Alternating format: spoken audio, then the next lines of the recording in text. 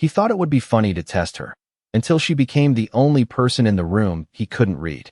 The coffee had gone cold 10 minutes ago, untouched, a thin layer of reflection shimmering under the soft amber lights of the restaurant. And Clara Bennett stood beside it, still, composed, as if time moved differently around her, while across the room, Ethan Caldwell adjusted the cuff of his $3,000 suit and watched her the way a man studies a puzzle he intends to solve, not because he needs to, but because he enjoys the challenge. Because in his world, everything eventually gave in, every negotiation bent. Every person revealed a price, and tonight, in a place where the silverware gleamed and conversations floated like quiet currency, he had decided she would be his next experiment, just another small amusement to pass the time between meetings that moved millions of dollars. He didn't rush. Men like Ethan never did. He simply waited until she approached, her steps measured, her posture calm, her presence almost invisible unless you were paying attention. And he was more than he expected to be. Another coffee? She asked, her voice soft but steady, not rehearsed, not eager, just present. And for a brief second, something in the way she held his gaze made him pause, not long enough for anyone to notice, but long enough for him to recognize it.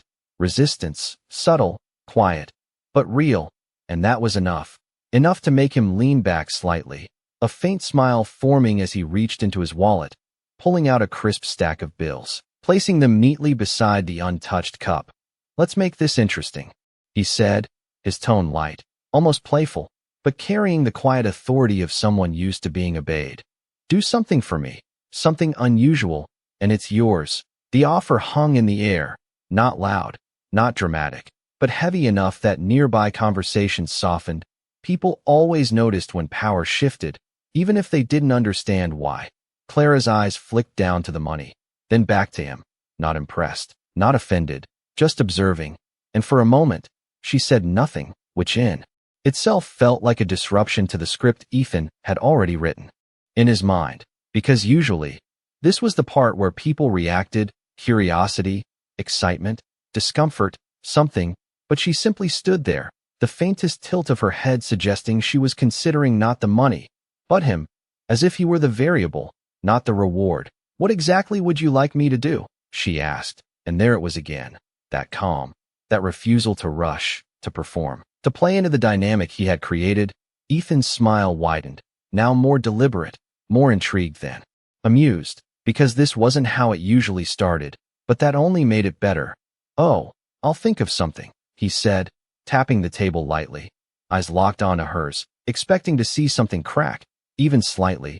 But Clara didn't look away, didn't shift, didn't fill the silence. She simply waited, and for the first time that evening, Ethan felt it.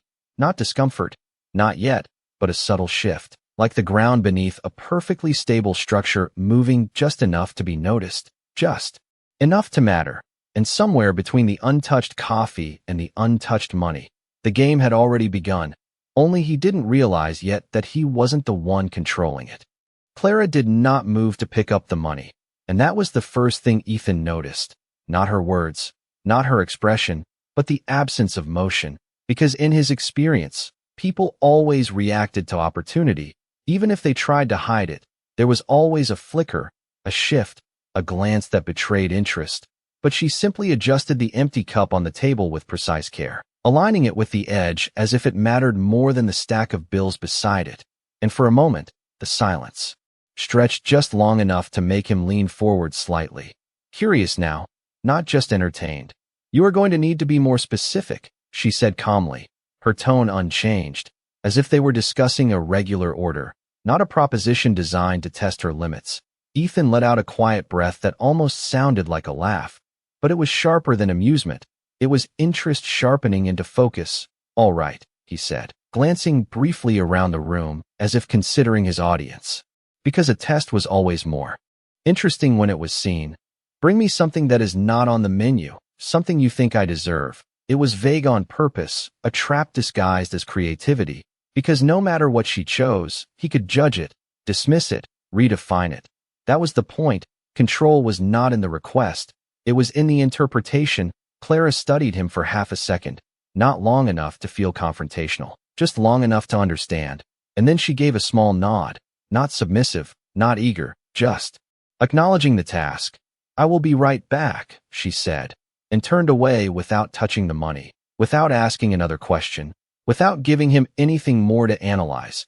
And that absence lingered more than any reaction would have. Ethan watched her walk across the room, noticing now what he had not paid attention to before, the steadiness in her pace, the lack of urgency, the way she moved as if the space belonged to her as much as anyone else. Not faster, not slower, just exactly what it needed to be, and he felt it again.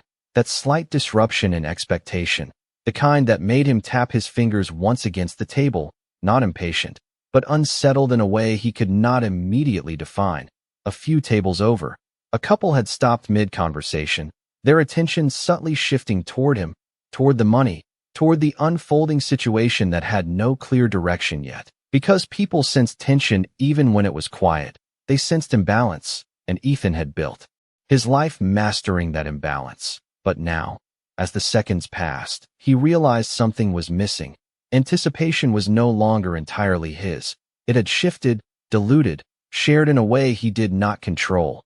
When Clara returned, she was carrying nothing in her hands. No tray, no dish, no clever presentation, just herself, and she stopped at the edge of the table, meeting his gaze with the same calm presence.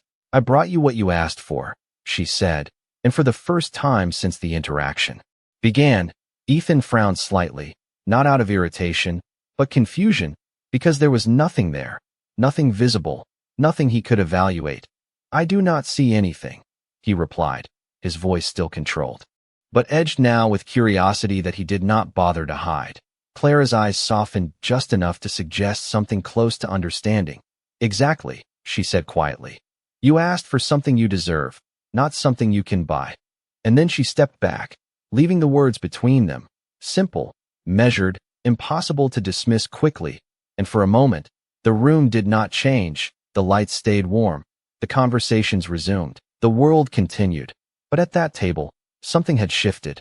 Because for the first time that night, Ethan Caldwell did not immediately have a response, not because he could not think of one, but because none of them felt right, and that, more than anything, made him realize this was no longer just a game. The words did not land like an argument. They landed like a mirror, and Ethan felt it before he fully understood it. A quiet pressure in the space between what he expected and what he had just heard. His fingers resting near the edge of the table, still, no longer tapping, no longer signaling control, and for a brief moment, he looked at the money instead of her, as if recalculating its weight, its meaning, its usefulness in a situation that refused to follow familiar rules. Then he leaned back, slowly, exhaling through his nose, the faintest trace of a smile returning. But this time it was different, thinner, more deliberate. "That is clever," he said, his voice measured, not dismissive, but not conceding either, because men like Ethan did not yield easily. They adapted, they redirected. "But I am not finished," he added, lifting his gaze back to hers, searching now, not just observing. Clara did not interrupt, did not react. She simply waited again, and the stillness around her felt intentional, like a boundary that did not need to be announced, only respected. Ethan reached for the stack of bills and added more to it, doubling the amount without breaking eye contact, the soft sound of paper against wood drawing attention from a nearby table, where someone shifted slightly in their seat, pretending not to watch. "Let us try something simpler," he continued, his tone lighter again. But there was a sharper edge beneath it now. Need to re-establish the structure of the exchange. "Sit down with me for 5 minutes. No work, no interruptions, just conversation, and it is yours." He gestured toward the money as if it were an obvious conclusion, a reasonable trade, a harmless request dressed in courtesy, but the intention behind it lingered, because it was no longer about the task.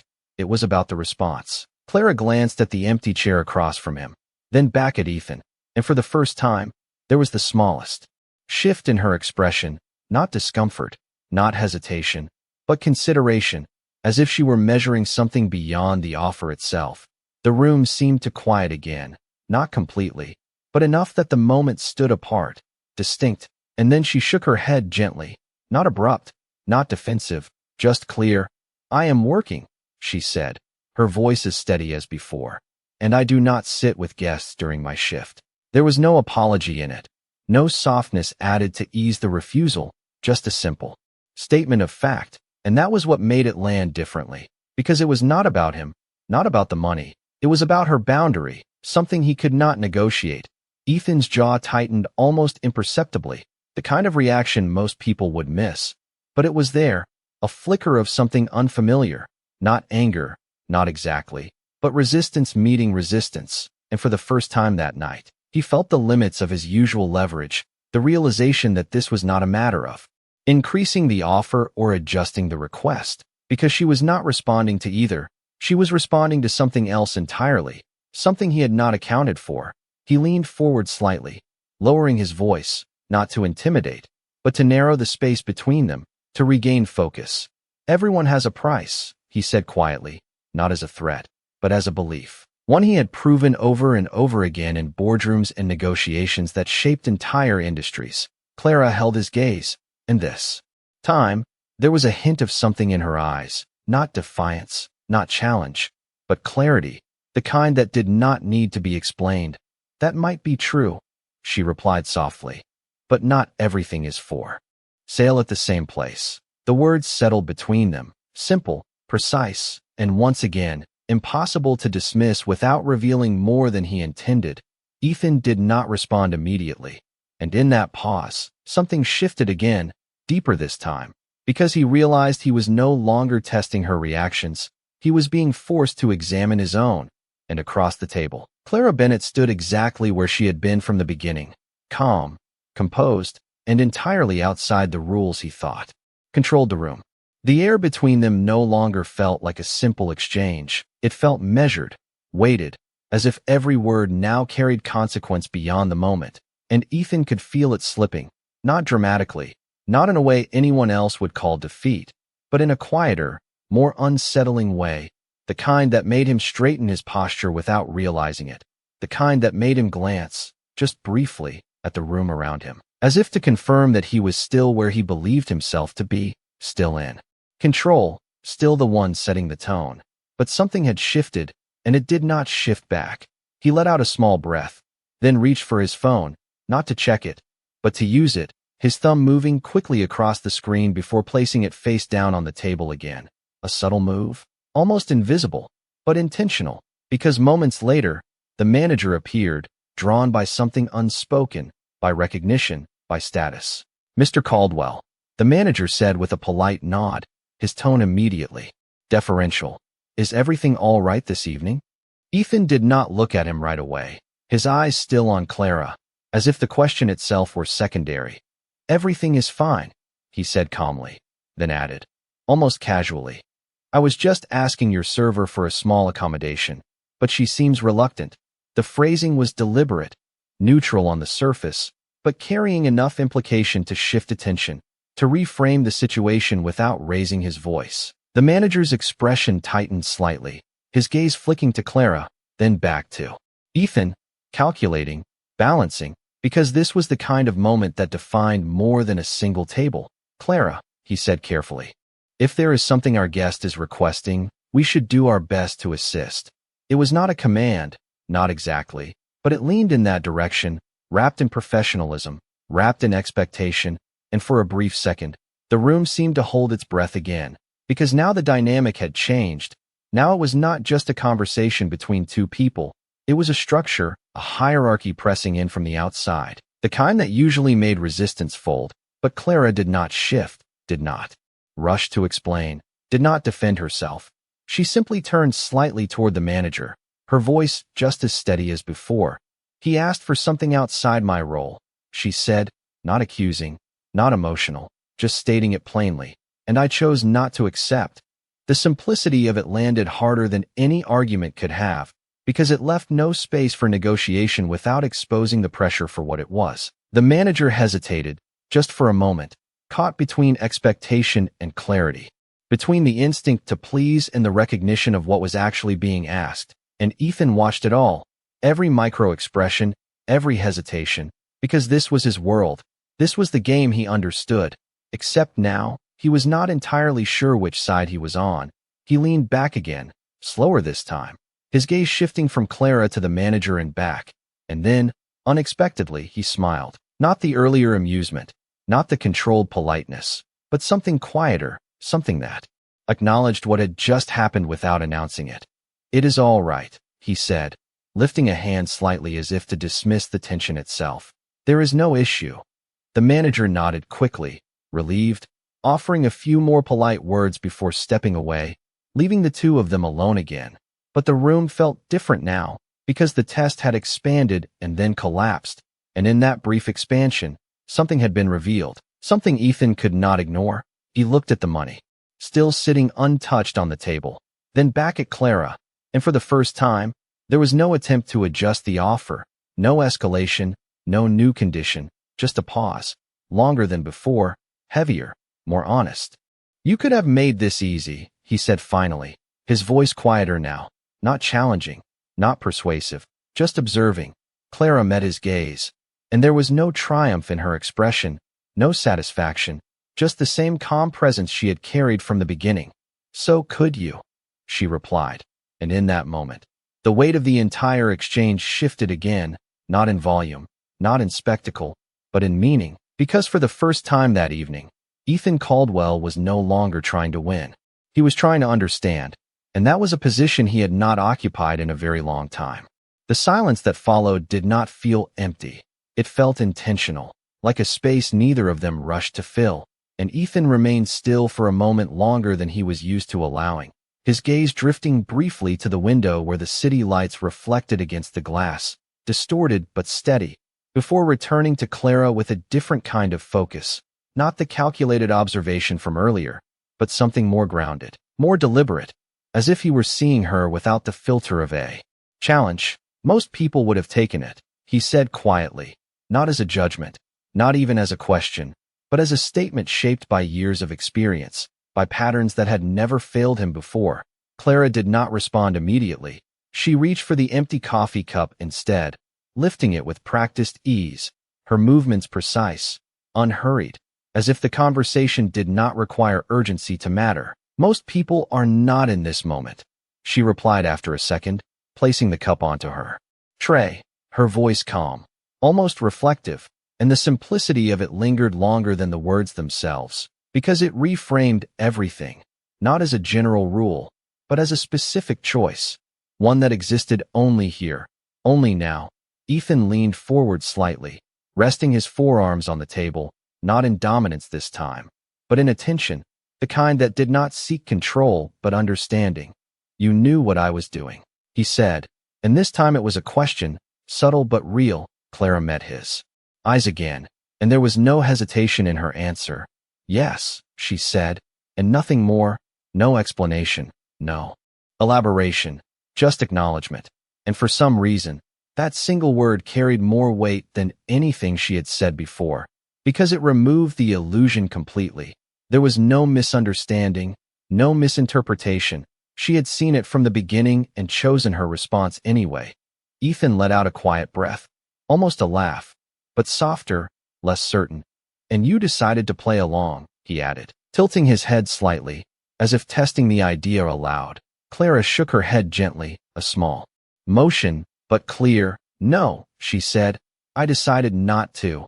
And that distinction settled between them with quiet precision, because it revealed something he had not accounted for. Not compliance, not resistance in the way he understood it, but independence, the kind that did not rely on opposing him, only on standing apart. Ethan's eyes narrowed slightly, not in suspicion, but in thought, as if he were adjusting to a new framework, one where the outcome was not defined by winning or losing, but by something else entirely. He glanced once more at the money on the table, then back at Clara, and for the first time, it looked smaller, less significant, not because its value had changed, but because its role had. "What would have happened?" he asked slowly, choosing his words with more care than before. "If I had not made it a test?" Clara considered the question for a brief moment, her gaze steady, her posture unchanged. And when she answered, her voice was softer, but no less certain. "Then, it would have just been coffee," she said. And there was something in that answer that lingered, something that reached beyond the simplicity of the words, because it pointed to a version of the evening that never happened, one without tension, without performance, without the need to prove anything. Ethan leaned back again.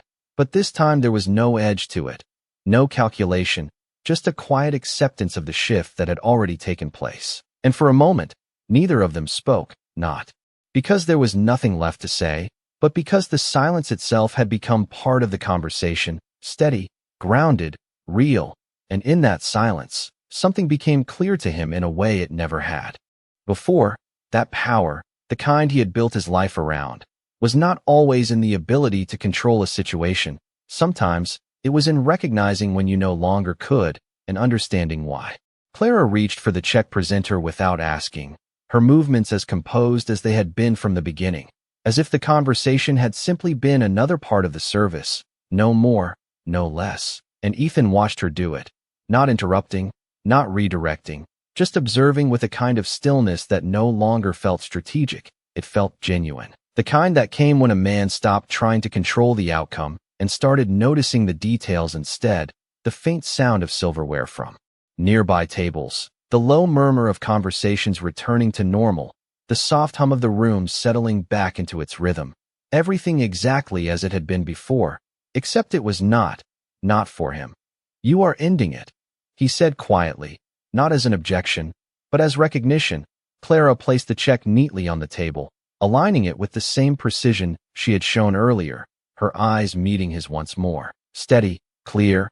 I am continuing my shift," she replied, and there was no distance in her tone, no coldness, just truth, simple and unembellished. Ethan gave a small nod, almost to himself, as if accepting something that did not require agreement, only understanding. His hand moved toward the money on the table, the stack that had started this entire exchange, and for a moment, he hesitated, not because of the amount, but because of what it represented now. No longer leverage, no longer a tool, just paper. He gathered it slowly, folding it back into his wallet with a care that felt different from before, deliberate, thoughtful, as if the act itself carried meaning. Then he reached for his pen, pausing once again before writing, his gaze lifting to Clara, who had already begun to turn slightly, ready to move on to the next table, the next order, the next moment that required her attention. "Clara," he said, and it was the first time he had used her name, not as a tactic, not as familiarity, but as acknowledgement. She stopped, just enough to look back, not stepping closer, not creating a scene, just present. "Yes," she answered, and the simplicity of it made the moment feel more grounded, more real. Ethan held her gaze for a second, then nodded once, the smallest gesture, but one that carried something he had not offered before, respect, not announced, not performed, just there. "Thank you," he said, and there was no performance in it, no expectation of response, just a statement that stood on its own. Clara studied him for a brief moment, as if measuring the weight of the words, and then she gave a slight nod in return, not accepting praise, not rejecting it, just acknowledging it, before turning away and continuing her work, her pace unchanged, her posture the same, as if nothing extraordinary had occurred. And that was what made it linger, because for everyone else in the room, it had been a brief curiosity, a passing moment, something to glance at and then forget. But for Ethan, it stayed, settling quietly into the space where certainty used to be. He looked down at the check, pen still in hand, and without hesitation this time, he wrote the amount, not excessive, not symbolic, just appropriate, then signed his name beneath it, the ink drying quickly against the paper. Final, he closed the folder and placed it at the edge of the table, his movements steady, unhurried, and when he stood, there was no dramatic pause, no lingering glance to reclaim the moment, just a quiet departure, the kind that did not need attention to matter. As he walked toward the exit, the reflection of the restaurant lights followed him briefly in the glass, then disappeared as the door opened, letting in the cool night air. And for the first time that evening, Ethan Caldwell stepped into it without carrying the need to prove anything.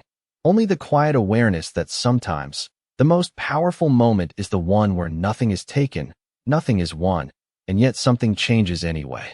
The door closed behind him with a soft click that barely rose above the hum of the city, and for a moment, Ethan stood on the sidewalk without moving, the cool night air settling against his skin, sharper than he expected, as if the world outside demanded a different kind of attention than the one he had carried inside. He glanced down at his watch out of habit, the polished face catching the reflection of streetlights. But the time did not seem urgent anymore, not in the way it usually did. Cars passed, headlights sliding across the pavement in steady rhythm. People moved along the block with purpose, conversations blending into the background. And yet he remained still, his mind replaying not the words, but the pauses between them, the moments where he had expected control and found none, the moments where she had not resisted him in the way he understood, but had simply refused to enter the frame he created, and that difference stayed with him, clearer now than it had been at the table, because distance had not reduced it, it had sharpened it. Inside the restaurant, Clara moved from table to table with the same quiet precision, her attention shifting seamlessly from one guest to another, orders taken, glasses refilled, small acknowledgments exchanged without drawing focus, the rhythm of her work unchanged. And yet, for those who had watched earlier, there was a subtle shift in how they looked at her, not overt, not spoken, just a quiet recognition that something had happened, something they could not fully explain, but had felt. The manager passed by her once, pausing just briefly, as if considering whether to say something, then continued on, leaving the moment untouched, because sometimes the absence of comment carried more respect than any correction could. Clara reached Ethan's table again, now empty, the chair pushed back neatly, the check folder resting where he had left it. She picked it up without hesitation, opening it with the same calm focus she gave everything else, her eyes scanning the receipt, the signature, the tip, appropriate, measured, nothing excessive, nothing performative, just correct. And for a brief second, she allowed herself a small pause, not to reflect on the money, but on the exchange itself, the way it had unfolded without escalation, without collapse, simply shifting until it became something else entirely. She closed the folder and placed it onto her tray, moving on without lingering, because whatever it had been, it was complete. Back outside, Ethan finally took a step forward, then another, his pace steady, but slower than usual, as if he were adjusting to something internal rather than external. His phone vibrated in his pocket, a message, likely important, likely urgent by the standards he had lived by for years, but he did not reach for it immediately. Instead, he let it ring once more before silencing it, his thoughts still anchored to a quiet realization he could not ignore, that for all the negotiations he had mastered, all the rooms he had controlled, there had been something in that brief interaction he could not influence, not because it was stronger, but because it was not playing the same game, and that difference mattered more than he expected. He stopped at the corner, waiting as the light changed, the red glow reflecting faintly against the glass buildings around him, and for the first time in a long time, he did not use the pause to plan his next move. He simply stood there, present, aware, carrying with him not a victory, not a loss, but something quieter, something that did not demand action, only recognition. That power, the kind he had always relied on, had limits, and sometimes the most defining moment was not when those limits were overcome, but when they were understood. The night did not rush him, and that was unusual, because Ethan was used to time moving with urgency, each minute accounted for, each decision layered on the next, but now the city seemed to slow just enough for him to notice what he had been ignoring for years, the quiet spaces between actions, the moments that did not demand anything from him. And as he walked, his reflection appeared and disappeared across glass windows, fragmented, shifting, like the thoughts he could not quite organize yet. He reached his car, but did not open the door immediately, his hand resting briefly on the handle as his mind returned, not to the money, not to the conversation as a whole, but to a single detail he had almost overlooked, the way she had never once tried to prove anything, not her intelligence, not her worth, not even her refusal. It had all existed without explanation, and that unsettled him more than any argument ever could, because he had built his world on explanations, on leverage, on the idea that everything could be understood if you looked closely enough.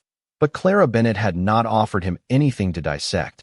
She had simply been clear, and clarity, he realized, did not need defense, Inside the restaurant, the evening moved toward its natural close, plates cleared, final orders delivered, the soft rhythm of closing time settling into place. Clara wiped down a table near the window, her movements steady, almost meditative. As the reflection of the city lights shimmered across the glass, she paused for a moment, not out of distraction, but awareness, the kind that allowed her to register the world without being pulled by it. Then continued, finishing her work with the same quiet attention she had given everything else. The manager approached again, slower this time, less formal. "Everything all right earlier?" he asked, not with concern, but with curiosity. Clara gave a small nod, placing a glass carefully onto her tray. "Yes," she said, and left it at that. And the manager did not press further, because there was nothing in her tone that suggested anything unresolved, nothing that needed correction, just completion. He nodded in return and moved on, the moment passing without weight. Outside, Ethan finally opened the car door and slid into the driver's seat, the familiar interior surrounding him, polished, controlled, predictable, and for a second, he sat there without starting the engine, his hands resting lightly on the steering wheel, his phone lighting up again with notifications, meetings, updates, decisions waiting for him to step back into the version of himself that had always been certain, always decisive. But something held him in place, not hesitation, not doubt, but reflection, the kind that did not interrupt action, only reshaped it. He leaned back slightly, exhaling slowly, and allowed the thought to settle fully this time, that the most unexpected part of the evening had not been her refusal, it had been her restraint, the fact that she could have challenged him, exposed him, embarrassed him in front of the room, and yet she had chosen not to. She had simply drawn a line and stood behind it. And in doing so, she had revealed something he had not considered before, that real control was not in forcing outcomes, but in choosing not to use the power you had. And that realization stayed with him as he finally started the engine, the soft hum filling the quiet space. He pulled away from the curb, merging into the flow of traffic, but his focus was different now, less on the destination, more on the shift that had already taken place. Back inside, Clara placed her tray down and glanced briefly at the empty table one last time, not searching for meaning, not revisiting the moment, just acknowledging that it had happened. Then she turned away, the lights dimming slightly as the restaurant prepared to close, and the evening, like all others, came to an end, except for the one thing it left behind, something neither of them would say out loud, but both would carry forward, that sometimes the most powerful lesson is not spoken, it is simply lived, quietly, in a moment that no one else fully understands. Morning came without ceremony, a pale light stretching across the city as if nothing of importance had happened the night before. And yet for Ethan, the day did not begin the way it always did. There was no immediate reach for his phone, no instinct to scan messages before even sitting up. Instead, he remained still for a moment longer than usual, staring at the ceiling as the memory returned, not as a sharp moment, but as a quiet presence, steady, persistent, the kind that did not demand attention but refused to fade. He eventually sat up, the routine beginning to reassemble itself around him. But it felt different now, less automatic, more chosen. At his office, the glass walls reflected the skyline in perfect symmetry, a space designed for clarity, for control, for decisions that shaped outcomes far beyond the room itself. His assistant stepped in with a tablet, listing the day's schedule, meetings stacked tightly, calls waiting, opportunities lined up in precise order. "Your first meeting is in 15 minutes, she said, efficient, composed, and Ethan nodded, taking the tablet, but not immediately looking at it, his fingers resting along the edge as his thoughts drifted back again, not to the words, but to the restraint, the choice not to use leverage when it was available. And that detail, more than anything, stayed with him. He handed the tablet back after a second. "Reschedule the first meeting," he said calmly. His assistant paused, just slightly, not used to deviations, but nodded and stepped out without question. Inside the restaurant, Clara stood near the counter, tying her apron with the same practiced motion, the morning shift quieter, softer, sunlight replacing the warm evening glow, everything stripped down to its simplest form. She moved through the space with the same calm precision, greeting early customers, refilling coffee, The rhythm familiar, unchanged, and yet there was something subtly different in the way the room felt around her, not because of what had happened, but because of what had not been carried forward. She had left it behind without effort, without reflection, simply allowing it to exist as a completed moment. The bell above the door chimed softly as it opened, and for a brief second, no one paid attention, not the customers, not the staff, because it was just another entrance, another person stepping into the morning. But Clara looked up anyway, not expecting anything, just aware, and there he was. Ethan Caldwell, standing just inside the doorway, not in the sharp lines of his evening suit, but in something simpler, still refined, still precise, but less performative, as if he had chosen it without intention to impress. He did not scan the room this time, did not assess, did not measure. He simply walked in, his steps steady, direct, and when he reached the counter, he stopped, not sitting immediately, not taking control of the space, just present. Clara approached with the same calm expression. No surprise, no shift in posture, just acknowledgement. "Good morning," she said, her voice steady, and Ethan nodded once, meeting her gaze without the earlier calculation. "Good morning," he replied, and for a moment, neither of them spoke, not because there was tension, but because there was no need to fill the space. And then he glanced briefly at the menu, though it was not necessary, before looking back at her. "Just coffee," he said, simple, direct, without condition, without test. Clara gave a small nod and turned to prepare it. The sound of the machine filling the quiet space, the scent of fresh coffee rising gently into the air. She placed the cup in front of him a moment later, setting it down with the same precision as always. And this time, there was no stack of bills, no challenge, no expectation, just the exchange itself,